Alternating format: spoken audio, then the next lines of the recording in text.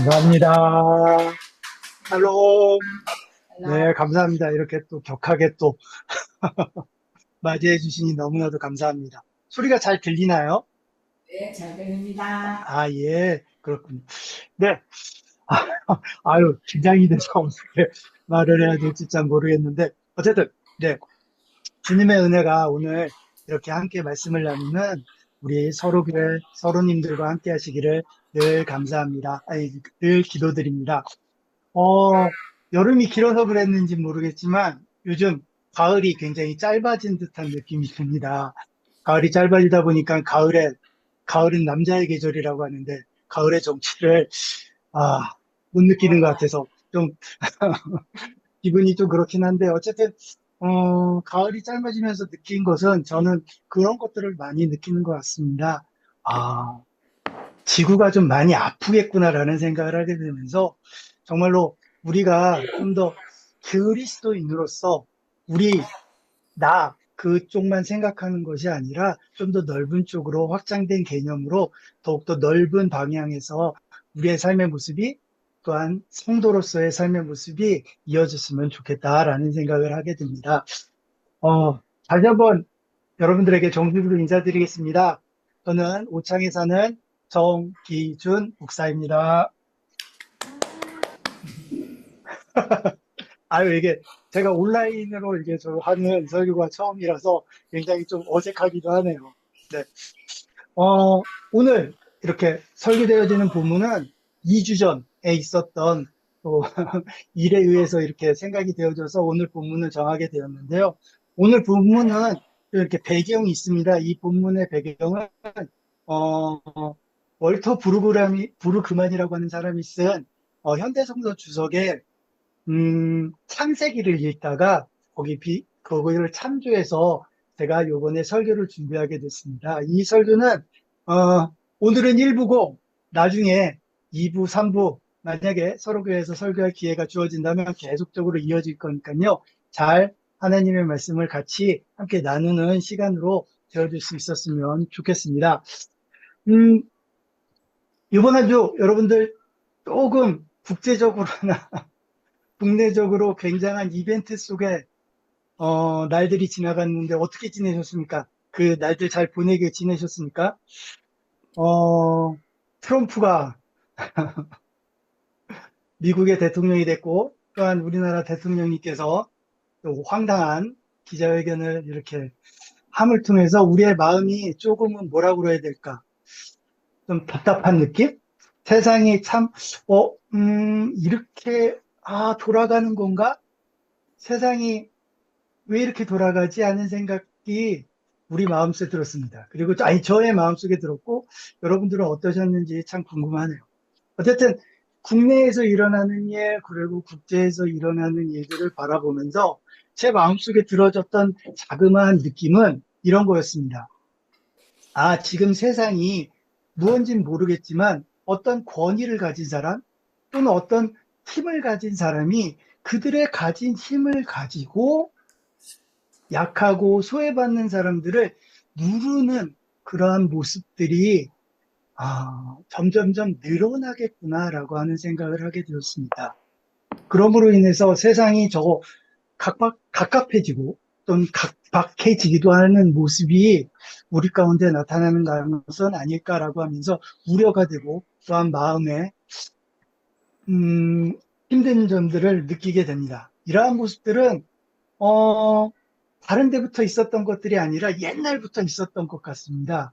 그러니까 고대부터 우리가 우리 조상들로부터 그러한 생각들, 어떤 힘과 그러한 것들로 힘없고 약한 자들을 누르려고 하는 생각들은 늘 있었다라고 하는 생각을 하게 된 것입니다. 오늘 본문을 보게 되면 바로 바벨탑 사건이라고 하는 이 사건을 통해서 지금 현대 우리나라와 그리고 국제 관계에서 나타나는 사건들이 수천 년 전 바벨론 탑 사건으로서 그들에게 보여주었던 그러한 사건과 유사한 모습이 나타난다라고 생각이 되어집니다. 그래서인지 한 2주 전부터 이 바벨탑 제가 민대용 목사님으로부터의 설교 권유를 받고 나서 이 본문의 말씀이 생각나게 됐고 어떻게 시간이나 때나 이런 것들이 딱 맞아서 그랬는지 이 바벨탑 사건에 나타나는 모습과 지금 우리의 그 이야기되어지는 현실이 어떻게 비슷하게 맞아 들어간다라고 하는 생각을 하게 되었습니다. 그래서 한번 우리가 어떻게 이게 맞는지 또한 이 본문을 바벨탑 사건을 어떻게 봐야 하는지에 대해서 한번 생각하는 시간, 함께 나누는 시간을 가져보도록 하겠습니다. 여러분들이 잘 아시겠지만 이 바벨탑 사건은 많이 들었던, 특히 어린 아이들도 많이 들었던 그러한 사건의 이야기입니다. 그 주일학교에서도 늘 얘기했었고, 그 다음에 바벨탑 사건으로서 하나님께서 진노하셔서 사람들의 교만함을 깨시기 위해서 직접 바벨탑을 짓던 사람들에게 내려오셔서 그 바벨탑을 무너뜨리는 그러한 모습을 보여주는 사건이다라고 이야기되어지는 것은 많은 교회를 다니시고 그 다음에 하나님의 말씀을 읽는 분들에게 있어서는 익숙한 얘기가 될 수 있을 것입니다. 그런데 이게 과연 그렇게만 일방적으로 인간의 교만 그리고 그 사람들의 교만으로만 딱 끝! 하고 이 바벨탑 사건을 해석할 수 있느냐? 저에게는 이 바벨탑 사건을 읽고 또한 고민하고 묵상하면서 그런 방향이 아니라 다른 방향으로도 해석이 될 수 있는 것은 아닌가 하는 생각이 들었습니다. 먼저 우리가 제 생각을 한번 낳기 위해서는 먼저 4절의 내용을 한번 제가 읽어보도록 하겠습니다. 4절입니다. 창세기 11장 4절입니다. 제가 읽도록 하겠습니다. 또 사람들은 의논하였다. 어서 도시를 세우고 그 가운데 꼭 대기가 하늘에 닿게 탑을 쌓아 우리 이름을 날려 사방으로 흩어지지 않도록 하자. 저는 오늘 서로교에서 읽었던 본문과는 좀 다르게 저는 공동 번역의 그 성경을 가지고 오늘 본문을 읽었습니다. 근데 본문을 읽으면서 제게 느껴지는 것은 이 사람들의 이야기, 4절에서 하늘에 탑을 쌓겠다라고 하는 이야기가 단순히 하나님께 닿아야겠다. 나는 하나님보다 높아져야겠다라고 해서 그 탑을 쌓은 것이 아니라 그 공동체, 즉, 그 내부 안에서 일어났었던 일로 인해서 그들이 그 탑 쌓게 된 것은 아닐까 하는 생각을 하게 되었습니다. 그것은 왜 그렇게 생각이 들었냐? 이들 공동체, 즉, 바벨탑을 쌓던 시날 땅으로 옮겨졌던 이들은 함의 자손, 즉, 함의 후예들이 시날 땅에서 그러한 바벨 도시를 짓고 바벨탑을 쌓는 그러한 모습들을 보이게 되는데요. 그들은 어떤 사람들이었느냐? 함의 후예로서 시날 땅이라는 곳에서 자기들만의 어떠한 영역들을 만들려고 했던 사람들은 아닌가 생각이 듭니다. 왜냐? 오늘 성경과 또한 그러니까 거의 유대 역사를 같이 동일하게 쓰고 있는 책이 하나 있는데요. 그 책이 바로 무엇이냐? 요세푸스의 유대 고대사라는 책입니다. 그 책에 의하면 이 본문, 즉 우리가 읽고 있는 바벨탑 사건이 요세푸스에 의해서 쓰여진 모습이 있는데요. 그것을 보게 되면 거기에는 이렇게 나옵니다. 당시 시날 땅에 있었던 사람이 누구냐? 니므롯이라고 하는 사람입니다. 니므롯이라고 하는 사람이 어떻게 했느냐? 누구냐? 먼저 니므롯이라는 사람이 누구냐부터 생각해야 되는데, 니므롯은 우리 성경의 앞에 보게 되면 함의 후손으로서 함의 손자가 됩니다. 그래서 그 니므롯이 이 시날 땅으로 옮겨와서 그 요세푸스가 이야기하기를 거기서 하나님보다 높아지겠다라고 하는 말로 이렇게 이야기되어진다고 하는 것이죠. 그렇기 때문에 우리가 기존에 계속적으로 이야기 듣던 내용들은 이렇게 요세푸스에 의해서 해석된 이야기로 우리는 계속 인식되어졌고 그거를 들어왔습니다. 그런데 저는 그런 식의 해석이 아니라 아까도 말씀드렸지만 이 해석을 이렇게 바라봤습니다. 뭐냐? 그 앞에 즉 우리가 읽었었던 3절에 보게 되면 그들의 모습, 즉 그들이 얘기하는 그 모습이 무엇이었냐라고 하는 것을 보게 되면 이거였습니다. 그들이 가지고 있는 기술에 대해서 이야기하는데요. 그들은 어떤 기술을 가졌냐? 니무롯을 중심으로 해서 있었던 사람들의 기술은 벽돌과 역청으로 집을 지을 수 있는 기술을 가지고 있었다라고 하는 것입니다. 그거는 지금 현대적으로 보게 되면 굉장히 큰 첨단 과학과 같은 그리고 첨단 기술에 해당하는 것이죠. 그것을 가지고 있음으로써 인해서 그들은 그 주변에 돌과 진흙으로 집을 짓는 사람들보다 조금 더 앞설 수 있는 사람이 된 겁니다. 즉, 지금 현대적으로 해석을 하자면 조금 더, 얘기를 해보자면 어떤 주식 투자를 하는 사람들이 있는데 그들이 좀 전문가로서 주식 투자를 잘해서 그 주식에서 돈을 벌어들일 수 있는 어떤 그런 모습이 되었던 것과 비슷한 모습이 된 것이죠. 그렇게 이들 안에서 어떠한 기술적인 부분이라든가 아니면 이러한 발달된 어떠한 과학으로 인해서 어떻게 되기 시작을 했느냐? 한 부류는 벽돌과 역청을 가지고 있는 사람들, 또 한 부류는 진흙과 그리고 돌로 집을 짓는 사람들로 구분되어지게 되었다라고 하는 것입니다. 그럴 때 니무롯이라고 하는 힘센 사나이, 즉 강력한 힘을 가지고 있는 그 사람이 새로운 기술, 즉 역청과 그리고 벽돌을 가지고 있는 사람들의 편에 서서 그렇지 않은 사람들과 구별되고 그리고 그 사람들은 그 사람들의 삶이라고 하는 차별된 모습으로 삶을 나누기 시작을 합니다. 왜냐? 니무롯이라는 사람이 그들 중에 왕이 되고 싶었고, 그렇고 그 니무롯이라는 사람이 거기서 무엇인가 더 높아지고 싶었던 마음이 있었기 때문에 그 발달된 기술을 가지고 그렇지 않은 사람들을 차별했을 것 같습니다. 왜냐? 우리가 아까 우리 민재용 목사님이 우리 주보를 보기 전에 보았던 그 바벨탑 무너지는 그 그림이 있었죠. 아마 모르시는 분들, 보실 분들 있으면 주보를 한번 참조해 보시면 거기에 보게 되면 바벨탑을 쌓는 것과 주변의 모습이 좀 다른 모습이 있습니다.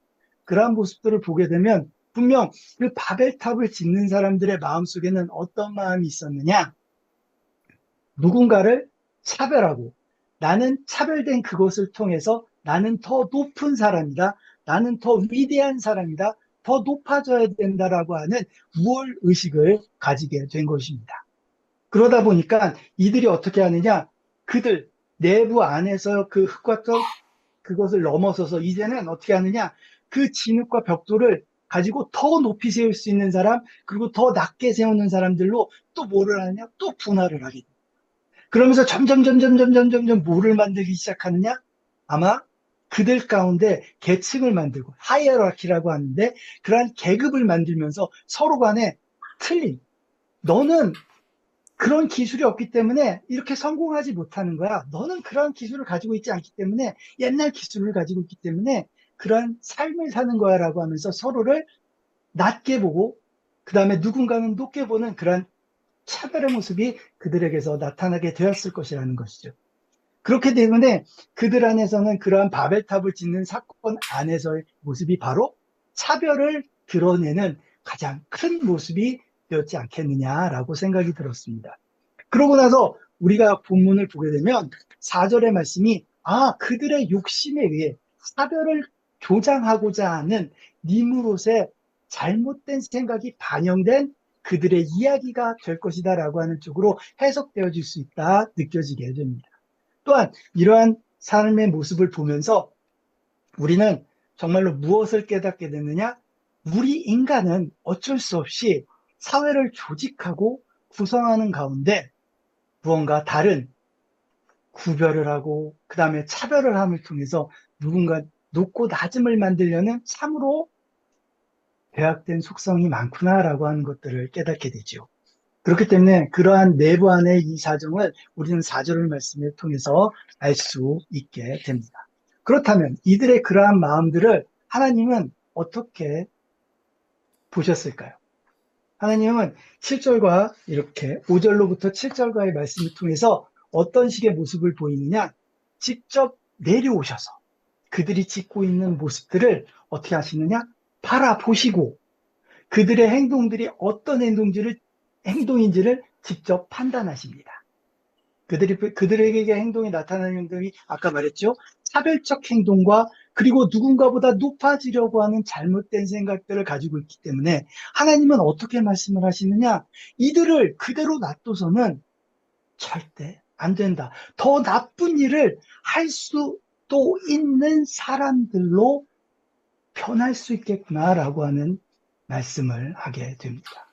그렇기 때문에 하나님은 그들의 이러한 차별적인 모습, 그리고 또한 세상 속에서 잘못된 모습들을 고치시기 위해 하나님은 그들이 만들고 있는 바벨탑을 부숴드리는 모습으로 그들의 욕망과 그들의 차별되고 그 다음에 권력을 가지려고 하는 어떤 그러한 마음들을 무너뜨려 버린 것은 아닌가 생각이 되어집니다. 그렇다면 우리는 이러한 본문을 통해서 무엇을 받아봐야 되느냐? 그렇다면 하나님은 원래 어떠한 마음을 가지고 계시느냐? 하나님께서는 어떤 마음으로 우리 인간, 우리 살아가는 사람들의 모습을 가지기를 원하시느냐? 1절의 말씀입니다. 1절의 말씀, 제가 읽도록 하겠습니다. 온 세상이 한 가지 말을 쓰고 있었다. 물론 낱말도 같았다. 하나님께서는 우리 모든 인간들이 하나 되어지기를 원하십니다. 그런데 이 하나 되어짐의 모습이 단순히 그냥 어떤 원칙도 없고 그러한 모습이 아니라 하나님은 하나님의 원칙 안에서 그들이 살아가기를 원하신 것이죠. 그것이 무엇이냐? 하나님이 원하신 것은 바로 평등한 삶의 모습으로 하나 되어진다라고 하는 것입니다.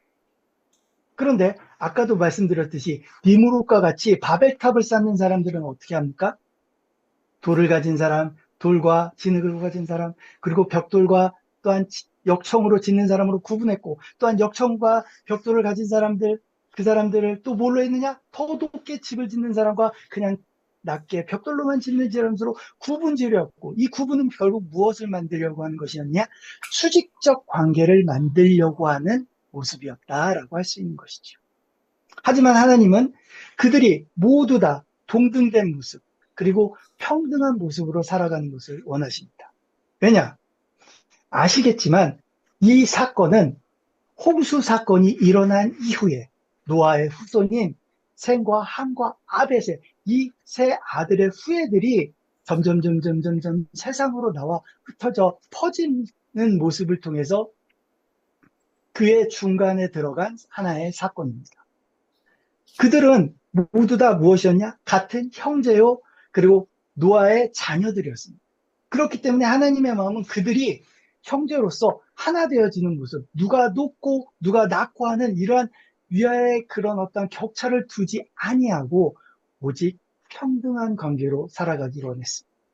그러나 신할 땅의 한 사람, 느무롯이라고 하는 힘센 어떠한 권위주의를 가지고 있는, 또는 누군가 우리가 먼저야, 내가 먼저야라고 하는 그 우선주의 원칙을 가진 그 우월주의자로 인해서 그 무너지는 평등성, 즉 평등한 것이 무너져서 하나 되어짐을 저해하는 것을 하나님은 분명히 싫어하셨습니다.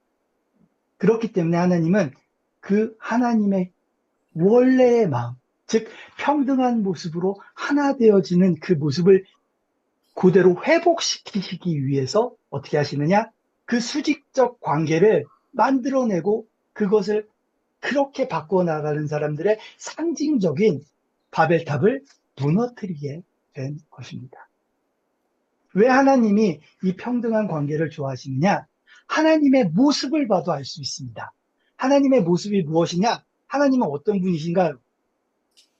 하나님은 삼위일체 하나님이십니다. 삼위, 같은 위격을 가지신 성부, 성자, 성령이 같은 동등한 위치에 계신 분이라는 거죠. 평등하다는 겁니다.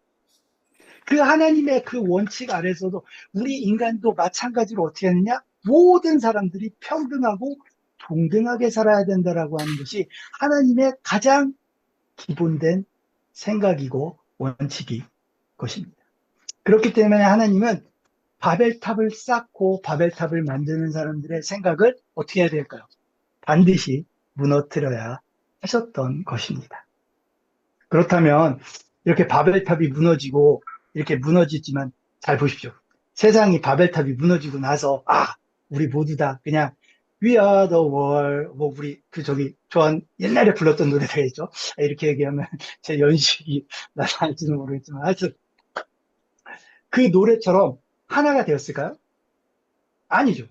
그날 이후에서도 여러 가지 보시게 되면 우리의 역사적으로 보게 되면 제국들이 나타납니다. 아수르 제국도 나타나고 바벨론 제국도 나타나고 또한 그리스 그리고 로마 그리고 여러 제국들 또 중국 쪽에서는 또 중국의 나름대로 제국들이 나타나서 어떤 이런 즉 수직적 관계를 만들어 가면서 누군가 위에 있고 누군가 밑에 깔아 앉히려고 하는 생각들은 어떻게 될까요? 세상을 지배하고 그리고 그들 안에서 그렇게 살아가게끔 만들어졌다는 거죠. 그러면 우리는 이렇게 계층적이고 하이어키를 만들어서 수직적인 삶에서 그냥 있어야 될까요? 우리의 삶의 모습은 이렇게 그냥 차별적인 모습에서 그냥 아무것도 하지 못하고 그러한 표본이 없이 살아야 될까요? 아닙니다. 하나님께서는 그냥 이것을 그냥 놔두지 아니하시고 씨앗을 두셔서 그 모습, 즉 수평적 관계의 하나됨을 이룰 수 있는 소스를 제공하십니다. 그것이 바로 무엇이냐? 어느 때이냐? 바로 원시 기독교 공동체가 처음 생겨났을 때입니다. 즉 예수 그리스도께서 부활하시고 그리고 공동체에게 모여 있다가 40일 만에 어떻게 될까요? 부활하신 후에 이제 성령님을 기다리는 그 오순절 나가 다락방의 그 사건을 기다리면서 있었고 그 이후에 뭐가 됩니까? 성령님이 임하셔서 우리가 뭐 어떻게 됩니까? 교회 공동체로서 하나가 되죠. 그때부터 어떻게 되기 시작하느냐? 진정한 하나된 평등한 공동체가 드디어 나타나기 시작합니다. 그런데 중요한 게 있습니다. 이 고대 원시 시대 때 이 공동체가 하나님이 원하셨던, 하나님이 바라셨던 그 원시, 그 평등함에 하나 되는 공동체가 될 수 있었던 것은 바로 누구의 역할? 그것이 가장 중요했느냐? 바로 여성, 신도들의, 성도들의 활동이 가장 중요한 포인트였습니다. 왜냐? 사도행전, 예수님이 돌아가시고 나서 그 이전에 유대의 그 제사에 의해서 보게 되면 여자는 제사를 드릴 수가 없었습니다. 남자하고 이렇게 구분되었고 남자들만 제사를 지었죠. 그러다 보니까 여자는 어떤 존재였느냐? 그냥 노예하고 같은 존재였고 또는 그냥 그렇게 다른 존재, 틀린 존재였다. 그런데 기독교 원시 공동체는 이 여성들이 어떻게 됐을까요? 이 여성들이 예배 안으로 참여에 들어오게 됩니다. 그로 인해서 어떻게 되기 시작을 했느냐? 이 예배가 진정으로 남과 여가 구별되지 않는, 남과 여가 차별되지 않는 예배로서 하나님 앞에 어떻게 될까요? 온전하게 올려지는 예배가 되어진다라고 한 것입니다. 그로 인해서 어떻게 되기 시작을 했느냐? 그것이 바로 하나님이 기뻐하셨던, 즉 하나님께서 이 세상에 그렇게 홍수로 인해서 싹 쓸어버리시고 그 하나의 말과 하나의 낱말을 가지고 하나 되어짐을 원하셨던 그 모습, 그것이 어떻게 되느냐? 우리 원시 기독교 공동체의 초기의 모습에서 드러나게 된다는 것이죠. 그것은 왜 그렇게 얘기하느냐?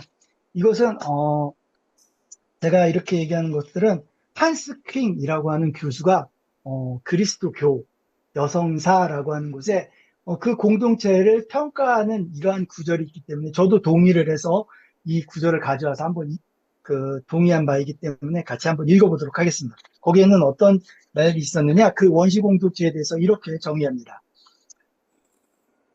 지배 제도나 나아가 거대한 종교 재판이 아니라 자유인들의 공동체였고 그 원시 공동체들이 그리고 계급, 인종, 신분, 관청 교회가 아니라 원칙적으로 평등한 사람들의 공동체였으며 가부장적으로 통제되는 개인 숭배 제국이 아니라 형제 자매들의 공동체였다.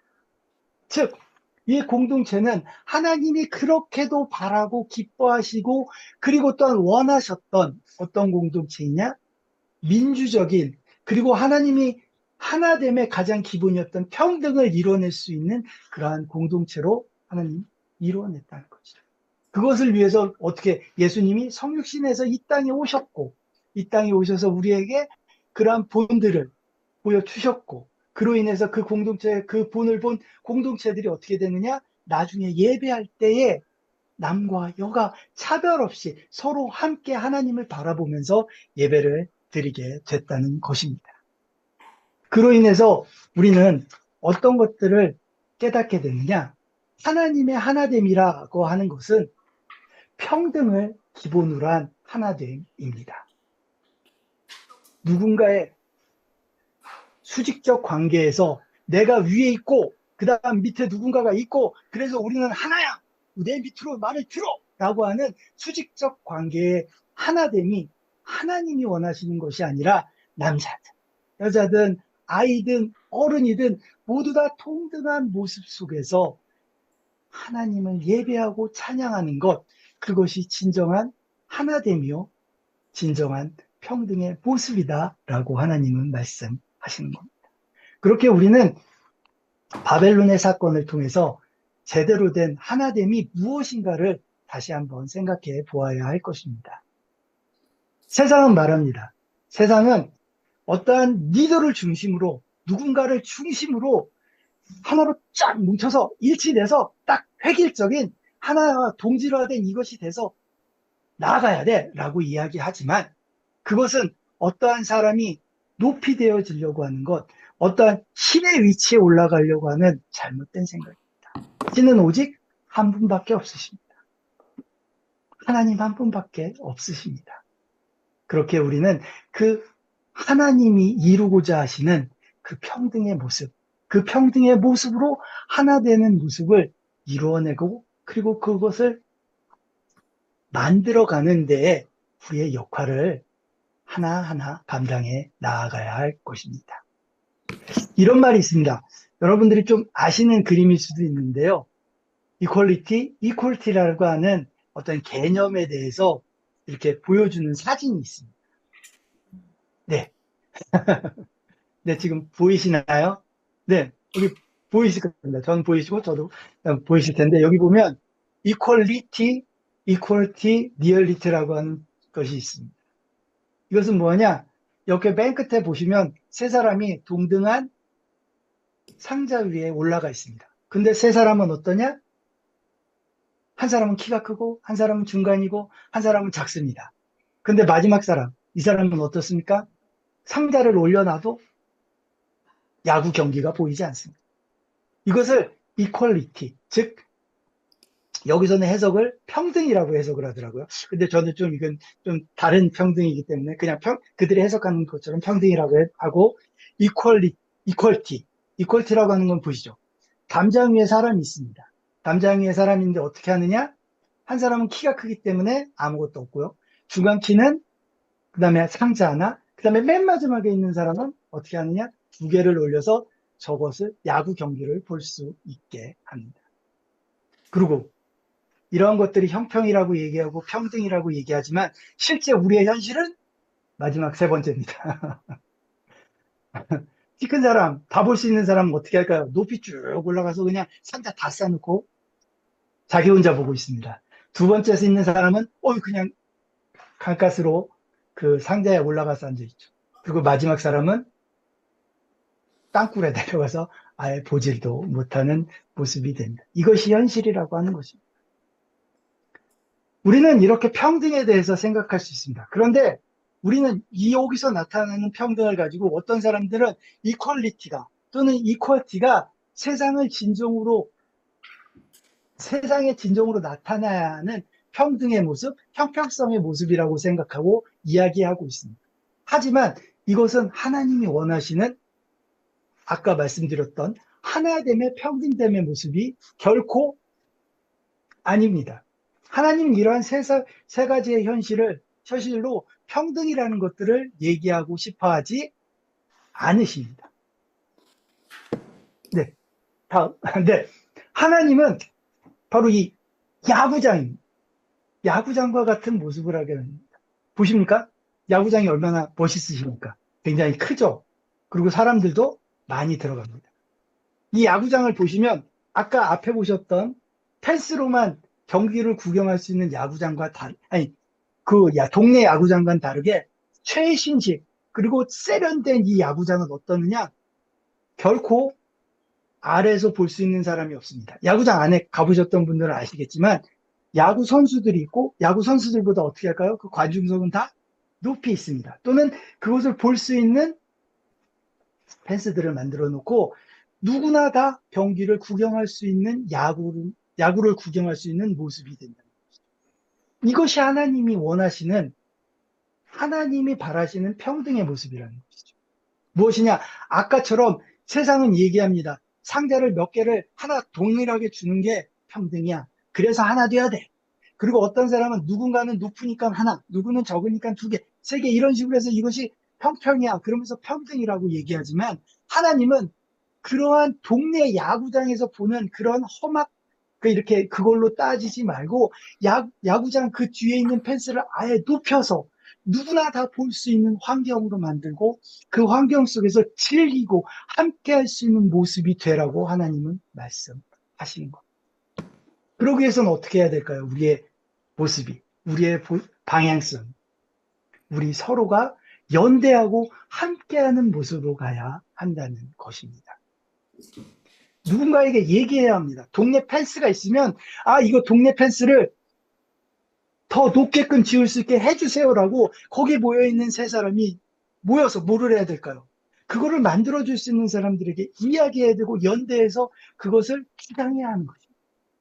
그럴 때 진정으로 어떻게 되느냐? 그 안에서 하나 되어질 수 있고 그 하나됨을 통해서 평등성이 하나하나 늘어나게 될 거라고 하는 것입니다. 이것이 하나님이 기뻐하시는 일입니다. 세상은 어떠한 수직적 관계로서의 모습으로서 네가 높고 낮음을 이야기하지만 우리는 결코 그러한 세상에 가고자 하는 것들을 쫓아가서는 안 됩니다. 이것은 하나님의 뜻이 결코 아니기 때문입니다. 그러므로 우리들은 이러한 모습들을 어떻게 해야 될까요? 걷어내 버리고 우리 안에서의 모습들을 어떻게 해야 될까요? 서로를 존중하고 이해하는 모습으로 하나 되어지게 수평한 모습으로 서로의 평등을 이루어내 가며 하나가 되어져야 하는 것입니다. 제가 민대용 목사님의 말씀 중에 가장 좋아하는 이야기가 무엇이었냐? 느슨한 연대라는 말입니다. 이 느슨함이라고 하는 것이 저는 이렇게 느꼈습니다. 그냥 이렇게 이거 그냥 팽팽 늘어진 고무줄이네. 늘어진 고무줄이야. 이게 아니라 이것이 어느 정도의 유연성이 있으면서 여러 모양으로 변할 수 있고 함께함으로써 그것이 어떻게 하냐? 다양한 모양으로 나타날 수 있는 그러한 이야기를 하고 계시구나라고 하는 생각이 들었습니다. 그래서 저는 그 연대를 동의하고 그 연대의 강한 힘을 믿습니다. 왜냐? 그러한 연대를 통해서 하나님께서는 세상을 변화시킬 것이며 그러한 연대를 통해서 세상이 어그러지게 만들어 놓은 평등의 개념과 그리고 하나님의 힘을 막는 모습들을 어떻게 될까? 변화시킬 수 있으시기 때문입니다. 오늘 우리가 제가 다시 해석해본 이러한 말씀을 통해서 세상이 끌고 가려고 하는 어떤 잘못된 방향, 권위주의적인 방향의 이 획일적인 모습이 아니라 우리의 진정한 하나님이 기뻐하시고 즐거워하시는 방향으로서의 평등으로 인한 하나 되어짐을 이루어갈 수 있는 우리 서로교의 모든 서로님들이 될 수 있기를 간절히 소망합니다.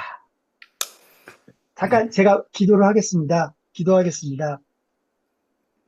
하나님 하시고 자비로우신 하나님 감사합니다. 오늘 이렇게 바벨탑 사건을 통해서 우리의 인간이 가지고 있는 그러한 평등함이라는 것, 그것을 어떤 방식으로 하나님께서 말씀하시는지 다시 한번 깨달아 보게 됩니다. 하나님 세상이 말하는 그러한 모습이 아닌 하나님이 기뻐하시는 우리의 모습, 평등으로서 하나 되어지는 하나님의 그 마음을 다시 한번 새겨봅니다. 우리 가운데 더욱더 하나님 안에서 우리 서로가 서로를